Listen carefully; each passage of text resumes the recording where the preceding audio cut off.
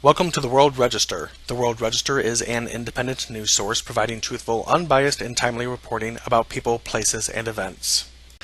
The Independent reports at least 1,200 people have been killed and millions have been left homeless following devastating floods that have hit India, Bangladesh, and Nepal.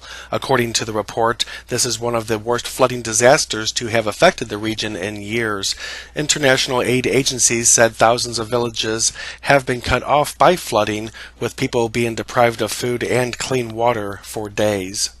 South Asia suffers from frequent flooding during the monsoon season, which lasts from June to September, but authorities have said this year's floods have been much worse. The floods have affected 17 million people in India, with thousands sheltered in relief camps. In Mumbai, authorities struggled to evacuate people lying in the financial capital's low-lying areas as transport links were paralyzed and downpours led to water rising up to 5 feet in some parts of the city. Weather officials are forecasting heavy rains to continue over the next 24 hours and have urged people to stay indoors. The Washington Times reports that former U.S. President Barack Obama is about to become the most expensive ex-president, costing taxpayers over $1.1 million next year. According to the report, the former president's $1,153,000 budget request for 2018 is more than $100,000 higher than former President George W. Bush's and nearly $200,000 more than former President Bill Clinton's request for next year. President George H.W. Bush is slated to get $942,000, while former President Jimmy Carter will get less than half that at just $456,000.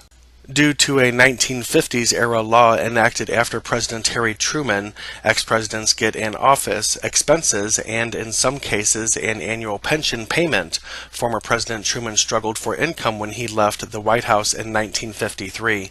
Although former President Obama's net worth is over $40 million, he will take advantage of the taxpayer-funded perks. And Reuters news agency reports at least 35 people have died during Hurricane Harvey and flooding caused by heavy rainfall. According to the report, the death toll could rise as rescuers search block by block for survivors. The National Oceanic and Atmospheric Administration, known as NOAA, Weather Prediction Center, shows that Harvey has been downgraded to a tropical depression.